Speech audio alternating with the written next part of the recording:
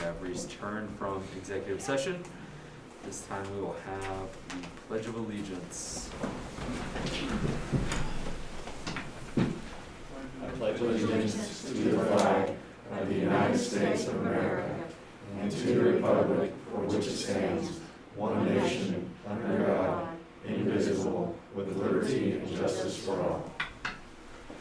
Under the Texas flag, I pledge allegiance to thee, Texas, one state, under God, one and indivisible.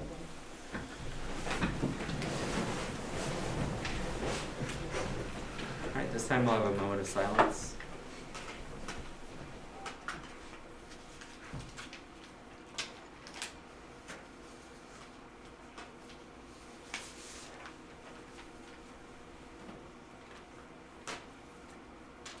All right, thank you.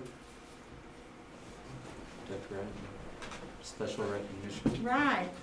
We have two special recognitions this evening. We have the recognition of our 5 outstanding principals, and then we have the recognition of our human resource staff. So we'll start with principals. First, this word from the governor, from Greg Abbott. The most important part of ensuring that young Texans can fulfill the potential of their bright futures is providing our children with a rigorous and well-rounded education.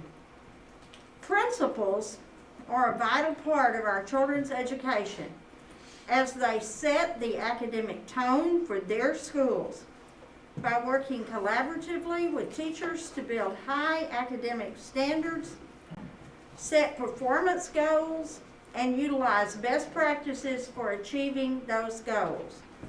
At this time, I encourage Texans to learn more about the contributions of elementary, middle, and high school principals and the roles they play in ensuring every child has access to a high-quality education in a safe, supportive environment. First Lady Cecilia Abbott joins me in wishing you the best. There is no way that I can say enough about what these 5 people have done, beginning last March and continuing into the summer and continuing into what is now October. They made plans as to what was going to happen, how we were going to run a virtual schedule and an in-person schedule, how we were going to have classes that were both virtual and in-person happening at the same time synchronously, what asynchronous was going to look like, what synchronous was going to look like. They have gone so far above and beyond this year, and I want to commend each one of these people. John King at high school, Scott Gibson at middle school, Don Jordan, Dr. Don Jordan at intermediate, Donna Lumpston, who joined us this year at Hilltop, and Renee Funderburg at West.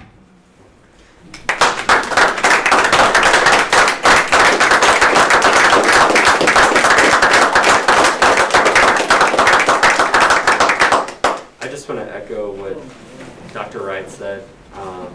Even prior to the pandemic, you all have just been exemplary models of leadership, and truly with our faculty and with our students being able to just be the models of our mission, our vision, our values for this district.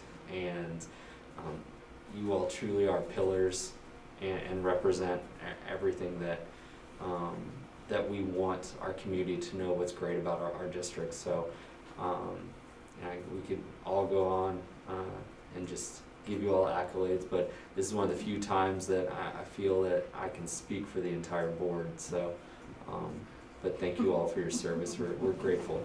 Thank you. Thank you. Thank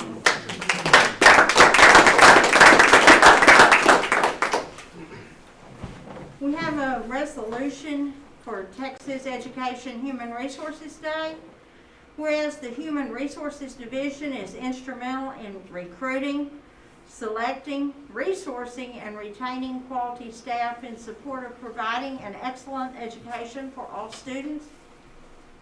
And whereas human resources plays a key role in fostering satisfaction and loyalty among employees by allowing for professional growth and development, and keeping employees informed about policies, working conditions, compensation, and benefits.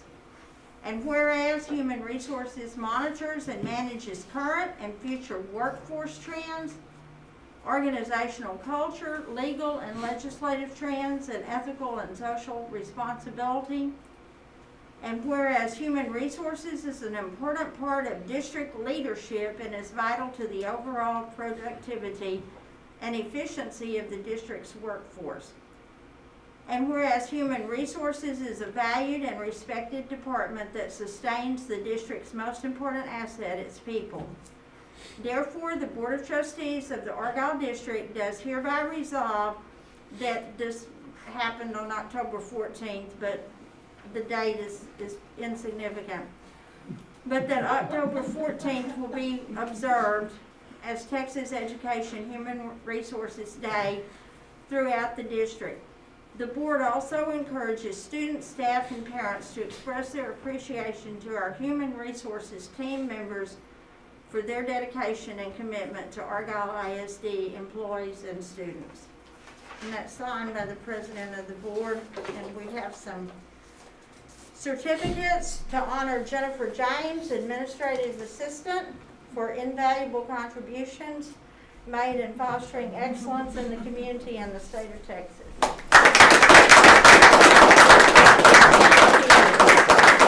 And Chris Daniel, our deputy superintendent, also invaluable contributions made in fostering excellence in this community and the state of Texas. Thank you so much, Mrs. James and Mr. Daniel. We appreciate you very much. They worked tirelessly to make many last-minute changes in our staffing. Want to get a principal shot? Sure. Everybody can step out. You want to hold your hats, your gifts that you had, and we'll get right here. I'll take a picture. You guys real quick. You wear many hats, but this cap represents the spirit of the eagle in you. Mr. Gibson, you didn't want to hold a cookie in the picture? I already opened it. Here, take this. There we go. Good shot. Smile, Jeff. Hold up just a second. Good shot. Thank y'all. I promise I will smile.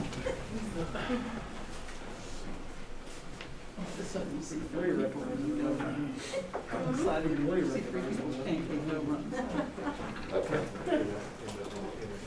Alright, we have donations. Alright, donations, BPS Just Energy Technology, $11,004 to be used for electric and water connections to the new greenhouse at AHS. AEBC, $3,200 for girls soccer backpacks and warm-ups. AEBC, $2,735, football run-through banner. AISPTA, $1,307.34. Go Guardian for teachers to be used in virtually managing students on Chromebooks. Does anyone have any questions on the consent agenda, consent items? I had one. I'm trying to manipulate this. Liz, on the budget amendment, there was no, that's a consent item, isn't it? Yes. The budget amendment? Yes. Yeah. There was a $110,000 amendment for shared services, and you might have already told us about this. What was that? That's, if we look back at last year, they had to increase the budget at the end for that's a special ed cooperative. And, so when we received our final bill after that, it was actually more than what we started the budget with for this year. We know the amount won't go down, so then we talked again and I believe Dr. Wright and I talked with Kim Phillips from this, co-op, about our budget for this year. And when she started talking numbers, she, had said even a 10% increase over last year, which is not what we had budgeted. So this is to increase it based off of what the director of the co-op has verbally told us. Okay. And so that's just for this year, because we're not gonna have to pay that next year, right? So that's through the end of this year? Say that one more time. That's through the end of this year? Yes, the costs typically don't go down by a year. They typically just increase. That's what we've seen, because we use more, as our student population grows, our needs grow in the special ed department, and so our costs have gone up traditionally on that end. Right. But we won't have that next year because we're, If we opt Bring out of it, in-house. then we will not. It would be in-house costs. got it, okay. And can I ask about the 65,000, remind me what that was, we added someone, a staff position? It was when we did our final audit of FTEs that we accounted for on the budget versus who actually was here. We were short one at the middle school. And so I had to add that position back into the budget. Okay, okay. Thank you. Any other questions on the consent items? Oh, and then I did have a question, on all the checks, I actually do kind of scan them, all the checks. There were a lot to TASB risk management, can you tell me what that's for? Let me look that up. I can tell you what I guess it is, but let me look and make sure. There were a bunch of them. Should have been several of them, and it should have been, I'm assuming one check with several different code outs, for the insurance we owe, our insurance for the year. Oh, in that's fine, September. if that's what it is, I'm good. They would be large amounts on there. It would be broken out by codes, by fleet, property, liability. Okay. And I believe there should have been one for unemployment. Yeah, there was a set of like 4 together, and then when you scroll down a little more, there was like a list of maybe 10. Okay, let me pull them up real quick and Okay, I was just check it. curious. Okay, thank you. Okay.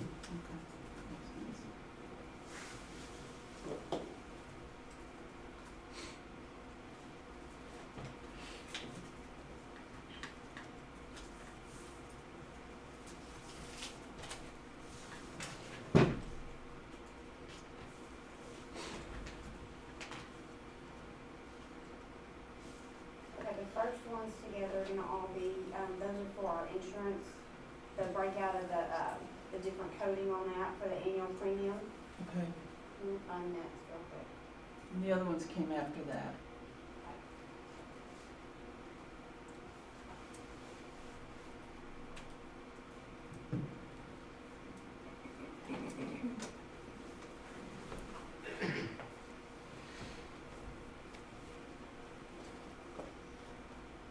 Okay, I'm gonna pull those up in our software, because I don't know those off the top of my head. The first one, the first large amount, is gonna be our unemployment, but the smaller amounts I'm gonna have to pull up and individually. I mean, I'm okay, if you just wanna tell me later, we can just get on with our Okay. stuff. I can send you all an email with a recap of what all those were individually. Or just in general, I'm good. Yeah, Okay, the large amounts, I can tell you are insurance premiums. It's the small amounts I need to look up and make sure what those were. okay, all right, thank you. You're welcome. Any other questions on the consent items? If not, I'll entertain a motion to approve the consent items. I move we approve consent items 8A through F. Sorry. Mr. Williams, motion to approve. Do I have a second? I'll second. Dr. McDade, second. Any further discussion? All right, all in favor say aye. Any opposed? Okay. All right. Jeff?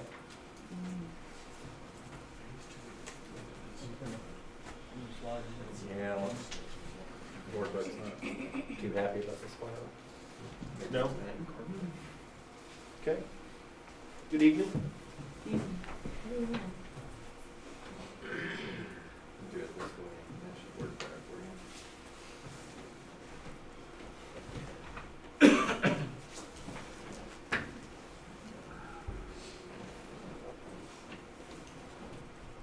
There you go. Maybe? The left and right, no. Is it on? I don't know if that was you or me that. No, that was me. Is it on the left? It is on. Nice. Just let me know, Yeah. I can advance the break.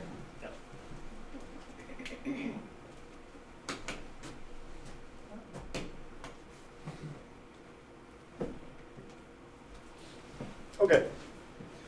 Here we've got a shot of our athletic facilities. The picture on the right, you can see softball field to the left, baseball field to the right. Behind that, we've got one grass practice field. Between those, you can see the concrete for our It's working. I turned it off. track and and back field on. events. Yep, okay. Well, I did that too. Just didn't do it right. Gonna just push a button to, Just give it a there we second. go, all right. So between the baseball and the softball and practice field, you can see the concrete for the track and field events is in place. And then beyond that, you can see the new turf field that they are practicing on, and I assume loving it. We will have 2 more grass practice fields to the west, even past that in the slide.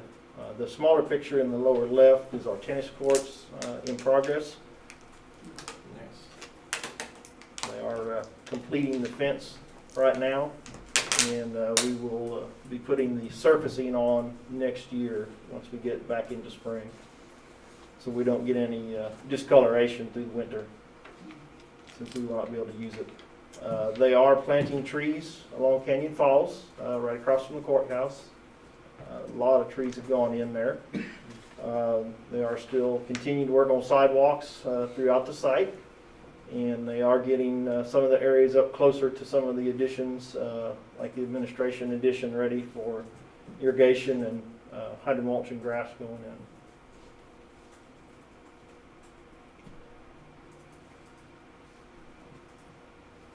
There we go. That looks better. So our fine arts, they've completed the masonry and the ephes on the exterior. That's this part going out. You said it is what it is. Okay, that's fine. They are installing the aluminum curtain wall frames around the curved area that connects the library to the lobby of the new auditorium. Glass will follow immediately because they guaranteed dimensions, so they were able to order all that at the same time rather than install metal and then wait while they measure for glass. Rooftop units have been set. All that remains on the roof is to gravel it, and that will be complete. And then here they are grading the area out, and we'll start installing irrigation and some landscaping very soon. On the interior of the auditorium, they do have scaffold erected over the entire thing, and they are starting to work their way from the top down due to the volume of that space. That will probably be in there for about 3 months as they work down. The new administration wing, it is almost complete. They got the carpet installed last week. Doors and hardware are installed. The cabinets that you see in this photo on the left, they are installed now. It doesn't look like that anymore. So they're really down to just final coat of paint, some cleanup, dropping ceiling tiles, and getting some inspections from the town. We are looking at a late November, early December completion of this area. Doesn't mean we can occupy it. We're going to work with the town to see if we can, because I know Mr. Gibson would like He's to. chomping at the bit.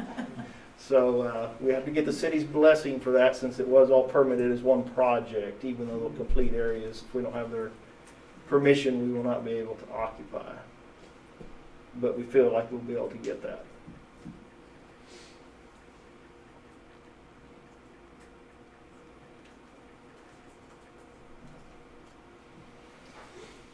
Here we have the new gym. You can see the lobby has been constructed in front of the gym. That's got the sloping roof that you can see, and then the yellow, which is the dense glass sheeting going on. It's actually black now because they have all the damp proofing installed on that. So they are making good progress. There's a lot of masonry already installed on the gym. They're probably over 50% complete with the masonry work there. And they are going to be starting on the roof for that area this week as they pull off of the classroom addition. classroom addition.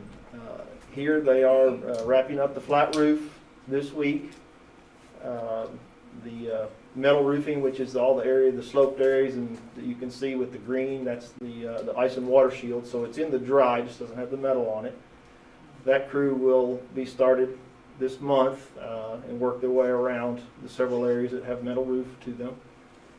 On the interior, we've got all the stud walls framed, and they are getting their MEP work completed in the walls, getting those inspections, and they will be starting sheetrock this month. And due to the way it went together, they will actually be able to put both sides up. Usually they do one side starts first, and then there's a lag before the second goes on, but in this case it worked out they'll be able to do all of it, which will actually speed up the process. They have measured for lab case work, so they are making very good progress. Remind me what MEP is for. I know the E and the P. What's the M? Mechanical, electrical, and plumbing. Okay. So it'd be all of your duct work and your pipes and Everything conduits and things, yeah. All the things you don't see that make it work. At the field house, they are nearly complete with all the roof structure. Roofing will start after the gym, so they're probably still a month, maybe a little bit longer away from putting a roof on this building. They have installed all the damp proofing on the exterior walls already. On the interior, they are framing. There's a few metal stud walls. They are framing those. Most of them are block, and they've already been installed. And they have started the masonry veneer on this building as well. So they may even get most of that complete before we see a roof go on. Here's a quick snapshot, just some dates. And as you go through here, generally speaking, it looks like they're running about 2 months ahead on everything. But in looking at each area of the project, as we go through them on the slides, and I keep this on a separate spreadsheet, we'll be finishing areas between December. A couple may go into August, but it's like the auditorium may go into August, the gym may go into August. But the areas with the least amount of furnishings, right now everything seems to be on target for all of our furniture to be able to arrive in June for all the areas, move it in, and have a good, easy start to the school year there. Just like you had, Mrs. Funderburg, right? Yeah. So, Jeff, I talked with Sam today. Yes. And he did talk about the auditorium being something that could be up to the last minute. So you talk about there being one CO. Could the auditorium prevent us from getting the certificate of occupancy for the entire project? I don't believe it will. I believe the town is going to let us occupy the areas once they get them inspected. We've got to have a fire alarm working and tested, a fire sprinkler, which are both already active in that new administration wing. And we do have some history where they've done this in phase one, it's my understanding. So, but I think even if they don't want us to move in the administration, I think by the time we get close to August and we've got so much of it complete and it's just, say, the auditorium piece, I don't think that would really cause any problems with that. Okay. Thank you. You're welcome.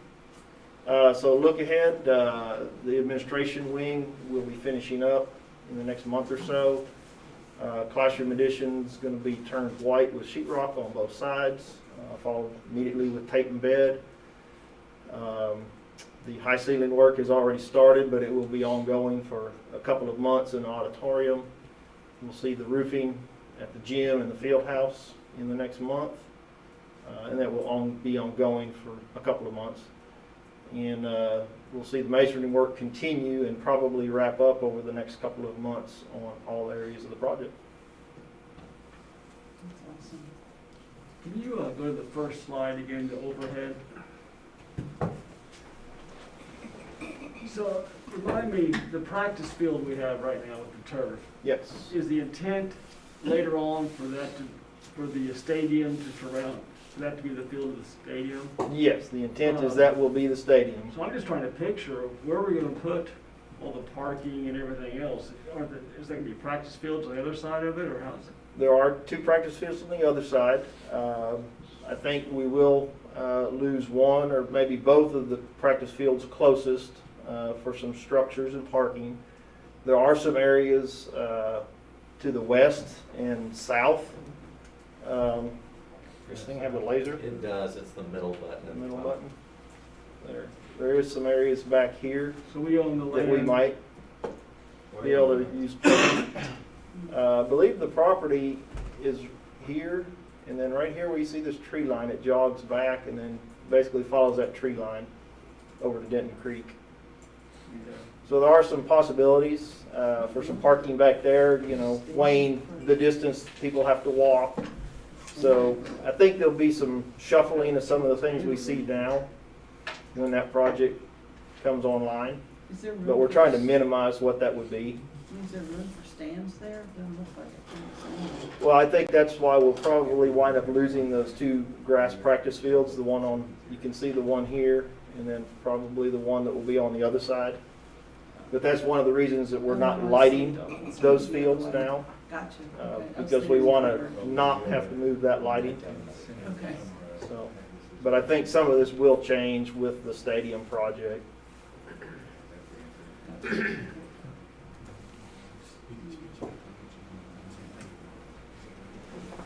Anything else?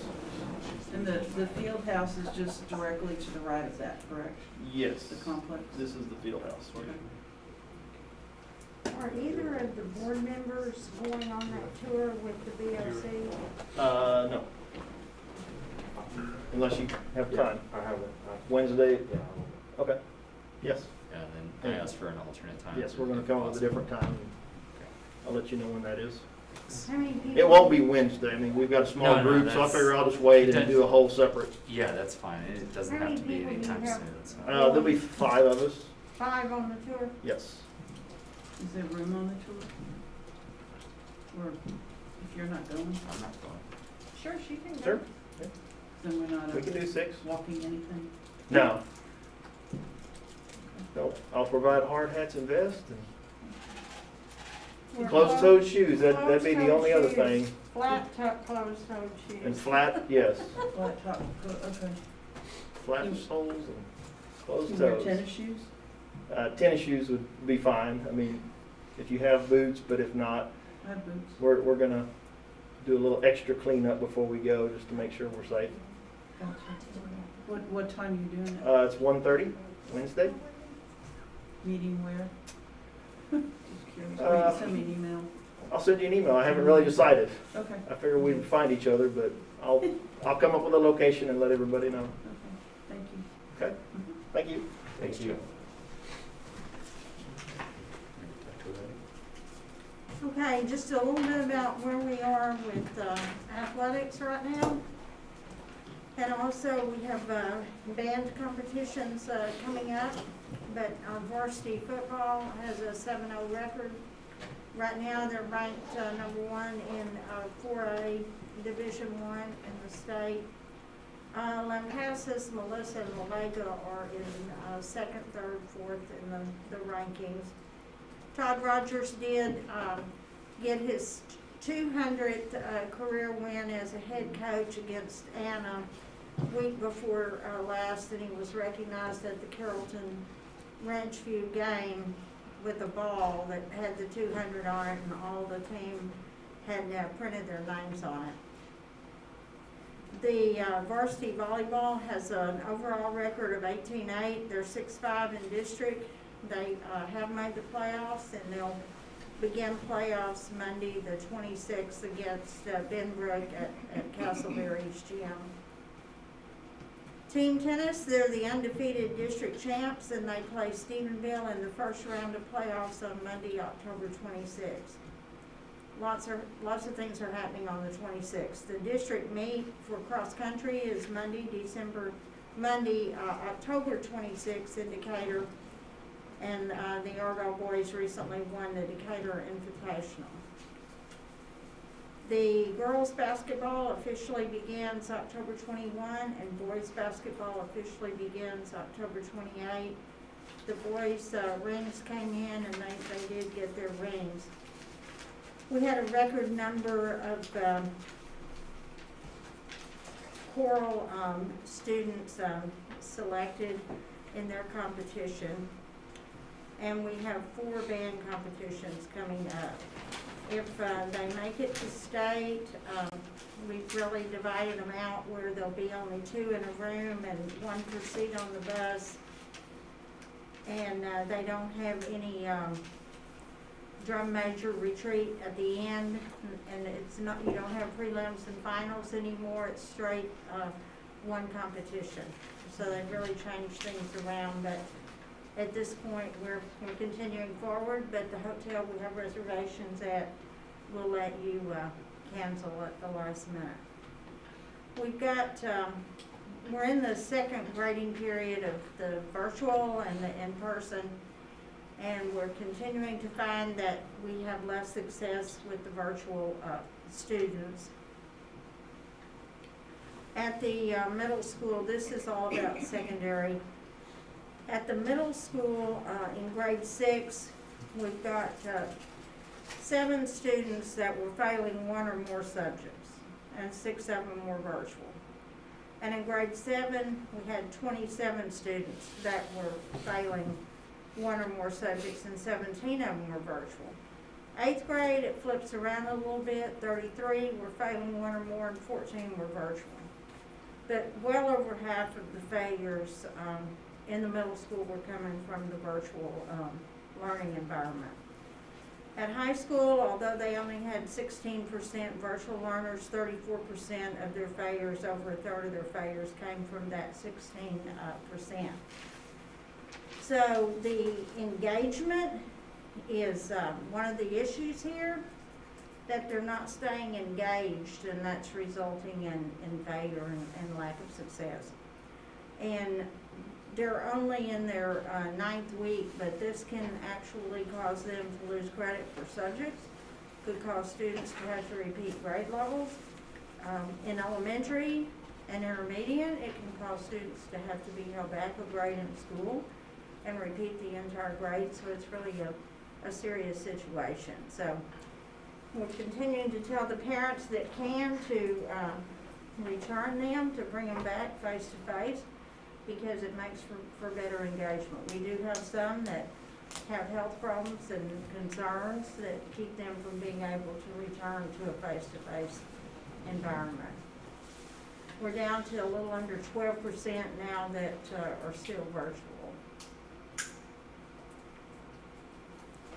Our biggest challenge has been managing contact tracing and managing quarantines, even more so than an actual positive case, they go home. But the managing of quarantines and the managing of making sure that everyone that they had come in contact with while they were infectious was contacted has been the logistical challenge here. But I do commend our 5 RNs in the district, one of whom is our nurse coordinator, Chris Wildeville, and the outstanding work that they've done.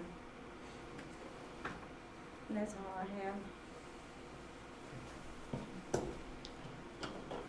Do I need to read the hours for 9? Yeah, just, right, there's a requirement that before we have a board election, that the hours that the board members have completed, it's like their board training hours progress report, and that has to be read. So since the election got moved from May to November, this is the meeting where the reading occurs. You just want to read total hours? Or what would you like? No, that's fine, total hours is fine. Okay. All right, the board training hours progress report. Dr. John Bitter, total hours 44.5. Richie Deffenbaugh, total hours 16. Craig Hawksworth, total hours 80. Brad Lowry, total hours 26. Dr. Leona McDade, total hours 37. Sam Slayton, total hours 42.25. Jeff Williams, total hours 49.25.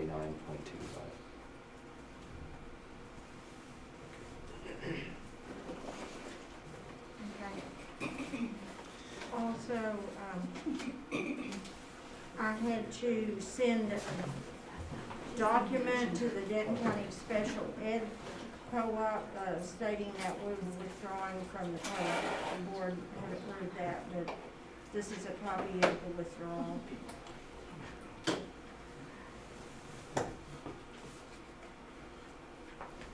Does that need to be read?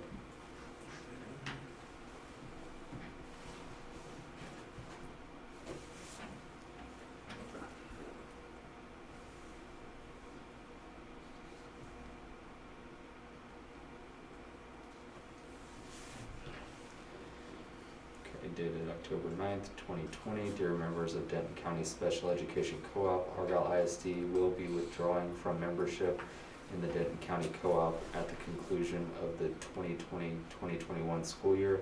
Argyle has reached a growth level where an independent special education program will be advantageous to the district. Argyle has enjoyed a very positive relationship with the co-op and appreciates all the work done on behalf of our students.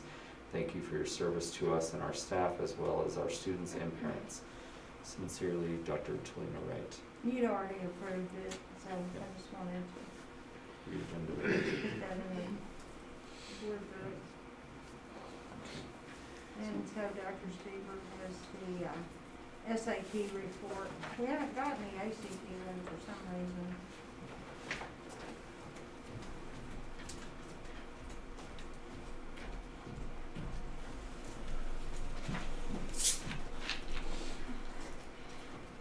So our SAT report for 2020, this is the, these are, this is a summary of the scores for the graduating class of 2020.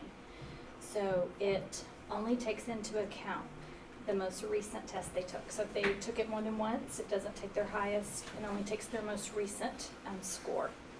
So just a few reminders or refreshers. The total range of score could be 400 to 1600. And there's two sections. The ERW, which is evidence-based reading and writing, it's 200 to 800 points, math 200 to 800. And college and career readiness benchmarks are set at 480 for ERW and 530. 530 for math, yes. So then the next page is a summary of our scores compared to the class of 2019. So I think the first thing you'll see is that we have considerably a lower number of tests, and so that's going to be related to COVID and cancellation of tests and things like that. But we just had 121 tests that were taken with the class of 2020. So their mean total score was 1139, so that's up from 1126 last year.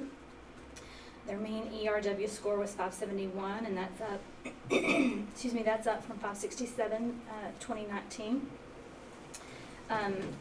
Their math score, 569 compared to 559 the prior year. And then we look at the meeting of benchmarks, and met the ERW benchmark. We were at 89%, so that's just a couple of percentage points lower than 2019. Math benchmark was 76, so that's up quite a bit from last year, 13 percentage points. And then the meeting both of their benchmarks, that's up also. We were at 74% this year. The total scores above 1,000 for our students in 2020 was 87.6%. So that's up about 9 percentage points from the prior year. Total score above 1,200, we were at 25.6%, so that was down a little bit. And total score above 1,400, 3.3%, so that's down a little bit also.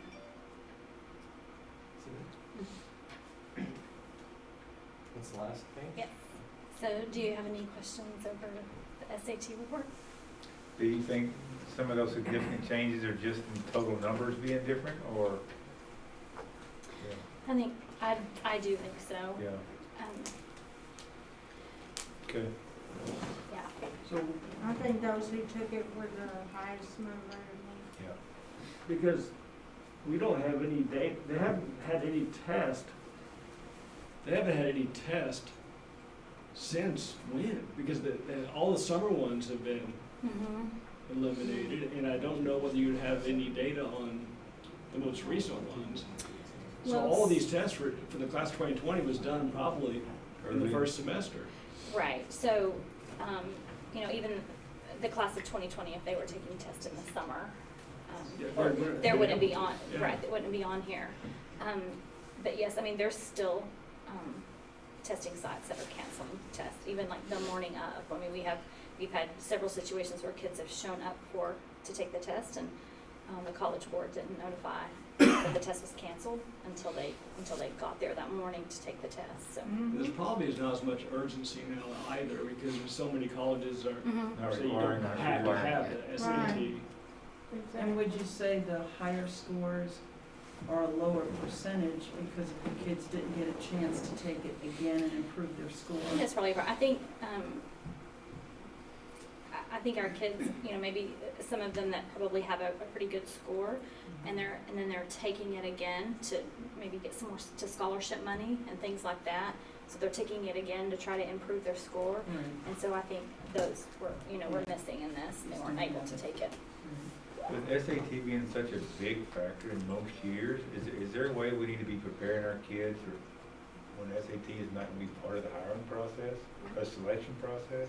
So many colleges didn't use it as part of their Right. selection process this year. So they did look at other things like, you know, participation in AP courses, AP scores, you know, what they had scored on tests, just involvement, you know, that the child had in extracurriculars or volunteer work, things like that.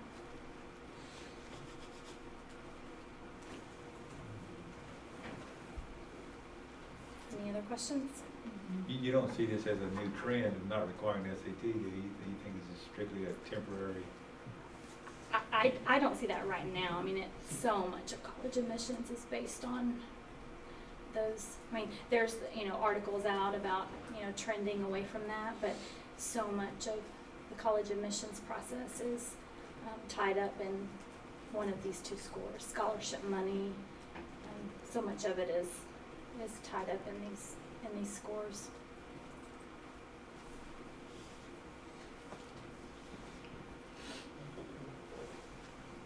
It's a pretty big business too. Sure. Thank you. You're welcome. you. Thank you. You wanna go ahead and do that policy while you're up there? And that was next. Policy EIE. Okay, so policy EIE local, part of it outlines how we determine grades. And what we have started in in our lower grades, basically we've added first grade this year. So kindergarten has been standards based, and we added first grade this year. And so we're asking you to approve this actually in policy. But also there's an attachment of, I mean, you don't have to pull it up, Greg, but that you have the standards-based grading parent handbook that we provided. So it details just the benefits of standards-based grading in the lower grades, and how we're utilizing it. And there's some sample report cards in there. So basically for, you know, a kindergarten parent to get a report card that says, or let's say first grade, get a report card that says your child has an 85 in English language arts. And that might be hard for most parents to decipher. I mean, what does that really mean? And on our standards-based report cards, it details out more each individual standard and how the child is performing on that standard.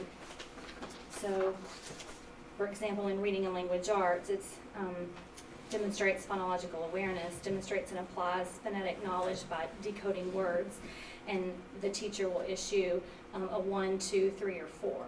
So, the lack of understanding, are they at the initial stages of understanding? They demonstrate understanding, or they master that, you know, they're exceeding those standards. So I feel like it provides quite a bit more detail for our parents, and those lower grades, and also detail for teachers as, the child moves from grade to grade.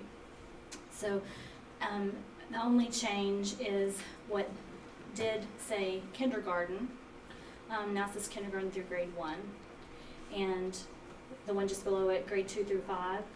In the current policy, it says grades 1 through 5. So basically, we're asking you to add grade 1 to kindergarten in that standards-based section.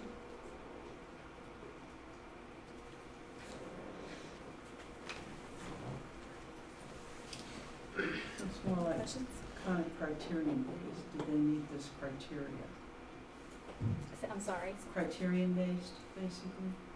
Or if they met certain standards. Right, yeah, I mean, standards? yeah, so standards-based thing. Okay. And all of our kindergarten classes are full day? Mhm. Okay. Yes. Any other further questions? All right, I'll entertain a motion to approve action item 10A as presented. I move that we approve action item 10A as presented. Okay, Mr. Lowry, motion to approve, do I have a second? Second. Mr. Hotspur, second. Any further discussion? All right, all in favor say aye. Aye. Any opposed? Okay, Thank you. thank you, Dr. Seaver. Thank you.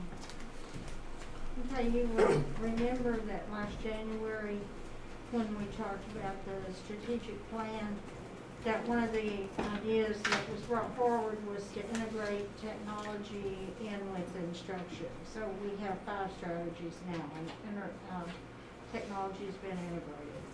Now, as you go through this plan, what you see is that if something is red, it's going to be deleted. It had a starting date, it had a due date, and it's finished, so we might as well take it off. And most of the things that are being taken off are like hiring a crisis counselor, hiring a construction manager, hiring an assistant superintendent for C&I. That's been completed. The way the blue works, I'm going to go back in there and the red piece will be deleted and the blue will be inserted. So instead of creating something, if we've already done this, but it has to be annually reviewed and revised, then like on number 2, you see where it says annually review and revise the district-centered developmentally appropriate real-world and 21st century curriculum that is rigorous. So if something doesn't have an end point, it has a beginning date for this year and an end date for this year, but then it won't be completed, it'll be ongoing. So that's what ongoing means. So if you roll down, Greg, you can see mainly changes in the verbiage. Then on number 5 there, we had an example of AP World History scores. We've actually made mammoth strides forward in AP World History scores, so that needs to be deleted as an example.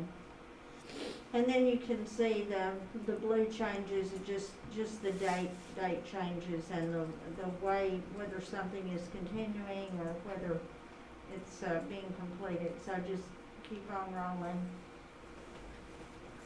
There's a change there where it said to implement a framework. That's been implemented, so instead of saying we're implementing it, we're continuing to utilize.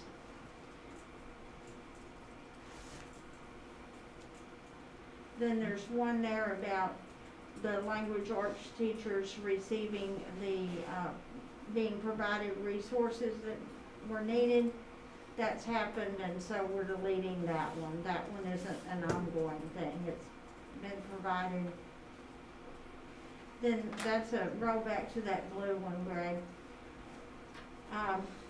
This was changed. Greg and I talked a lot about this because specific result 6 is what used to be the technology strategy, and decided that this year holding a virtual community event that was about cyber safety could be a good thing. And so he, in combination with the communications director will work on that, but we don't feel like a big event in the auditorium is appropriate at this time.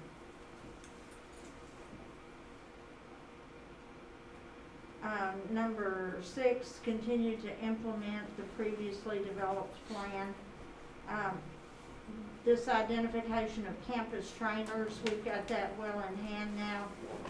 The principals have their campus trainers. If something happens and a campus trainer leaves the district, then that person can, the principal replaces them. So that's in place and functioning, so that one's being deleted.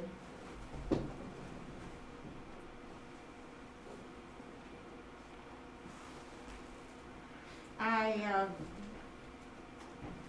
designated Greg as the cybersecurity coordinator last year, and as long as he's the CTO, he's going to continue in that role as the cybersecurity coordinator. So that's done. It had a beginning and end and a completion. A beginning date, a due date, and a completion.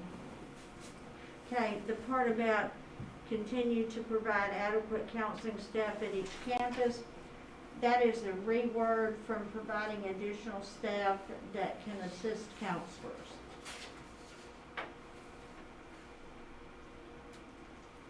Employing the crisis counselor, that's been done. That had a beginning date and a due date and a completion. What I did notice in there is employing it, but I didn't see where that person was put in anywhere under any kind of responsibilities. Which one? In anything, the crisis counselor. The crisis counselor? I don't think they're The one mentioned. that we had in here, that the action plan was to, the step was to employ that person, and that's been done. But you're saying we could enhance the action step that talks about the responsibility of the crisis counselor, that could be added. Perhaps, or included, in something else that's in there.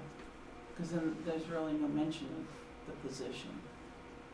Okay, I'll make a note about that, and we'll, Just something I noticed.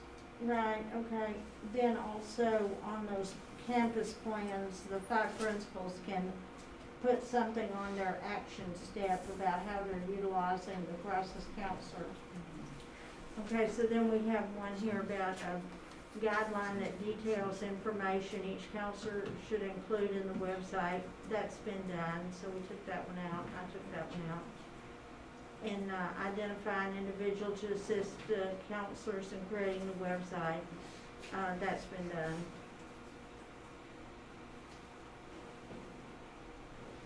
The counseling department will reflect the trade of the month as determined by age appropriateness. That's ongoing. I'm taking that one out. Then the packet that was created, and Rick Heron is working on some changes for that type of information on the website. Then we have the facilities. We have a plan for the addition of instructional space at that phase 2, and that's in process, being built to open in 21, in the summer of 21.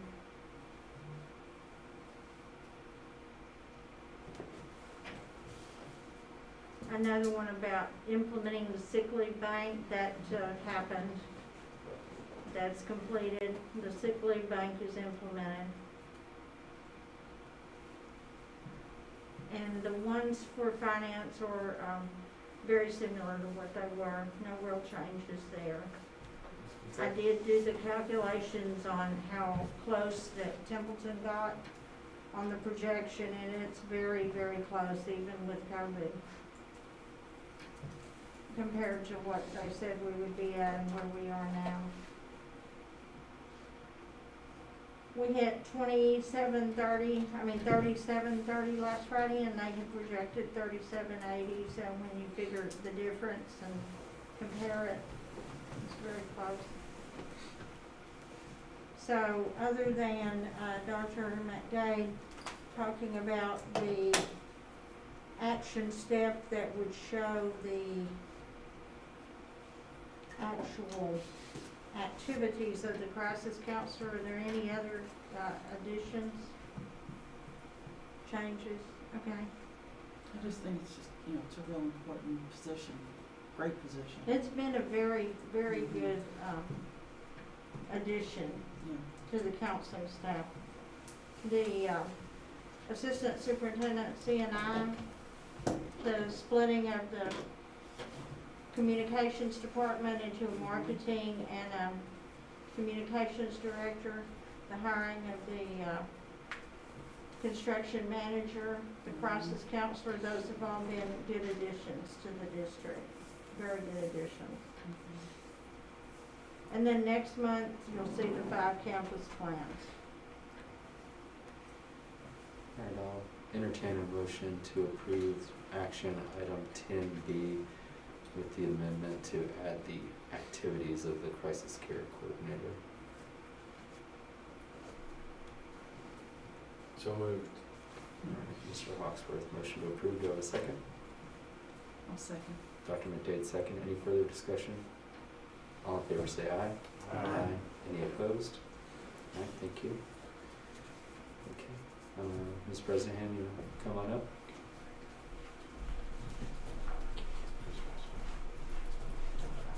Hello again. Same topic, different day. Yeah, pretty much. So last February, you might remember, you approved a 6% of midpoint pay increase for the student nutrition employees, and it was very appreciated. We actually had about 2 weeks to do some hiring after that before we closed down after spring break. So we did get a few hires in, but then everything just stopped. That 6% of midpoint increase put our entry-level employees, like our level 1 employees, put us above Denton, some of the surrounding districts. And then this school year, Denton actually increased their starting pay rate over $1 more. Didn't see that coming. So that kind of spurred me to look at, I think we looked at like 8 other districts in the area, just researched every pay grade that they had. It was a little eye-opening to see how low we were compared to those on our student nutrition employees, but especially our managers. Elementary, middle school and high school managers were quite a bit lower than the districts that I was looking at. And these were the districts that TASB was also comparing us to. When they compared us, they thought that we were competitive, but they were looking at the pay grades. Our managers weren't placed on the same pay grades as some of these other districts were placing their managers on. So as far as the pay grade went, yes, that pay grade was competitive, but their managers were not on the same pay grades, if that makes sense. So I proposed to move student nutrition off the pay grades that we were on. We were kind of mixed in with buses and maintenance. So every time we made a change to our scales, it was going to keep affecting these other ones. So I proposed that we move off of that. We move our managers, keeping intermediate managers and assistant managers the level they were on, because we actually were pretty competitive there. And then elementary, middle, and high school, moving on to different pay grades. And then also introducing a level 2 student nutrition employee. So that's like the person that's doing a lot of that hard work in the kitchen, like the recipes, the math, determining food production, when to stop, when to make more. I mean, that is a higher, it's a higher skilled job that a lot of people, they do it, but they're not getting compensated for it. So it would help, reward those that are doing that job, and then also draw in some, possibly from other districts. Keller does this level 2 position, and of the districts I looked at, they were the only other one that were doing that. So I'll take any questions that you'll have. If you're gonna promote someone to that, is it just more based on the responsibilities that you're giving them, and if they're successful, and you put them on a temporary, So I would post it and they would interview for it. Okay. Part of it, if they already work here, part of it would be from their manager's recommendation. But part of it's almost like a test as well. Yeah, Can that's what I'm you saying. do the math on these things? Can you make these judgment calls on, you know, when to produce more, when to stop, helping with inventory. I mean, this job is also, I mean, it's saving us money. When someone has the skill to do those things, it ends up saving us money in food costs as well. So are you proposing an increase or a reshuffling of how it's spent? Increase, pretty much it's overall an increase. We looked at it, just looking at the people that would be the outliers on this pay scale. Not everyone would get an increase because of this, because a lot of our student nutrition employees do fall comfortably in that pay range that we have right now for the level 1 worker. But for those that would immediately, it would affect their pay. It was about 5 people that would get bumped up to get into that correct pay scale. And then also considering if we brought on about 5 of the level 2s as well, we estimated that if that change would have been made at the very beginning of the school year, it'd be a $25,000 difference. And I mean, we currently have that in our budget. Of course, our budget is a little different because it's all dependent on if we bring in the revenue. Right. So, But you're self-sufficient, right? yes, hopefully we'll continue to be. Will this affect that? Does that make you nervous? No, the only thing that makes me nervous is the unknown. I mean, the second we shut down, we lose revenue. You know, we used to make about $10,000 to $11,000 a day. And then being closed for 48 operating days last year, you know, it hurt us. We didn't have the food cost still, but we still had the salaries that we paid. So we did go negative for the year, but luckily we had the money in the fund balance, so we covered it. So we didn't hurt the general fund. Every day that we're still operating helps. You know, when the high school does the virtual days, when intermediate closes down, I mean, that does, revenue-wise, it hurts us. So those are the unknowns that I can't control. But overall, if everything continues the way it is, we'll be okay. With these assumptions and operating, it pays for itself. Yes, Okay. yes. When you're talking fund balance, you're talking about the general fund balance for the district, which you. We used our fund. Yeah, we had about 132,000. We still have some in there. Okay, But if, you know, a shutdown were to happen again like that. right. But for now, we're doing okay right now. Mhm. Yeah. Which is great, Yes, yeah. You're running a good ship. thank you. Unless there's further questions, I'll entertain a motion to approve action item 10C as presented. I'll make a motion with accept action item 10C as presented. Dr. Bitter, motion to approve. Do I have a second? Second. Mr. Deckenbaugh, second. Any further discussion? All in favor say aye. Aye. Any opposed? The time is 8:56 p.m.